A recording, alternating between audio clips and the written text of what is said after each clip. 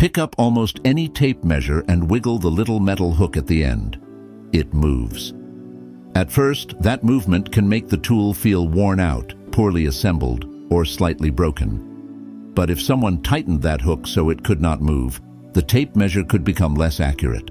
I'm Walter Briggs, and today we're looking at why the loose hook on a tape measure is supposed to move. The metal hook has to perform two different kinds of measurement. Sometimes you hook it over the outside edge of a board and pull the tape outward. Other times you push the hook against an inside surface, such as the back of a cabinet, a wall, or the inside edge of a frame. Those two measurements place the hook in opposite positions, and that creates a small problem. The hook itself has thickness.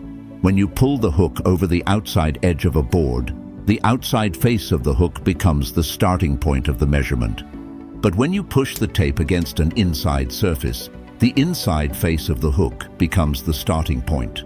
If the hook were permanently fixed in one position, its metal thickness would be added to one type of measurement or subtracted from the other. The sliding movement corrects for that difference.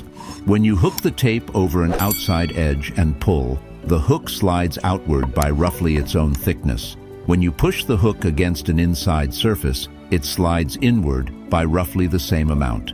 That small shift keeps the 0 point aligned with the surface being measured.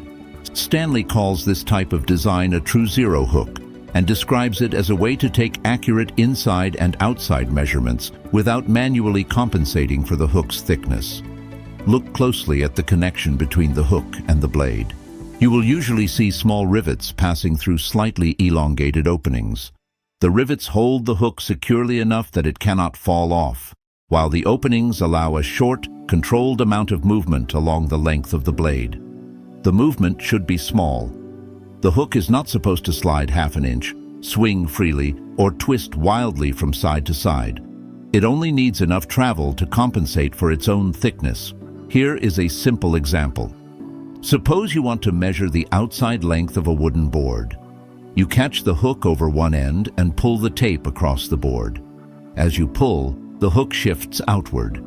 The outer face of the hook now represents 0, and the measurement begins directly at the board's edge. Now suppose you want to measure the inside width of a cabinet. You place the tape measure case at one side and push the hook against the opposite wall. This time the hook shifts inward. Its inner face becomes the 0 point, again beginning directly against the surface. The same tape measure can handle both situations because the hook changes position automatically. You do not need to add the hook's thickness, subtract it, or remember a correction. The tool makes the correction for you. This is also why hammering the rivets tight is usually a mistake. A person may notice the movement, assume the tape measure is damaged, and try to eliminate the looseness with a hammer or pliers. But removing the intended movement can interfere with the hook's ability to compensate between inside and outside measurements. Loose does not always mean broken. In this case, a carefully controlled amount of looseness is part of the measuring system. However, a hook can still become genuinely damaged. The intended movement should run mostly forward and backward along the blade. If the hook is badly bent, twisted, cracked, missing a rivet, or moving much farther than it originally did, the measurements may no longer be reliable. A damaged hook may fail to sit flat against a surface or catch squarely on the edge of a board. You can perform a simple comparison test. First, measure a solid object by hooking the tape over its outside edge. Then measure the same distance by pushing the hook against a fixed surface. Use a ruler, combination square, or another trusted measuring tool to check the result. The readings should agree closely enough for the kind of work the tape measure was designed to perform. For highly precise work, always inspect the hook, keep it clean, and confirm the tape against a known reference. Sawdust, dried paint, adhesive, or a bent edge can prevent the hook from sliding or sitting correctly.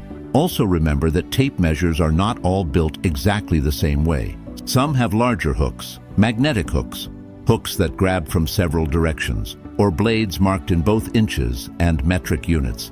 But on tape measures designed for inside and outside measurements, the small front-to-back movement serves the same basic purpose. It compensates for the thickness of the hook. So that loose metal end is not careless manufacturing. It is a small mechanical correction built directly into the tool. Pull it over an outside edge, and it shifts outward. Push it against an inside surface, and it shifts inward. Two different measuring situations, one automatic adjustment. The next time the hook on your tape measure rattles slightly, do not tighten it before you understand why it moves. That little bit of play may be the feature keeping your measurement accurate.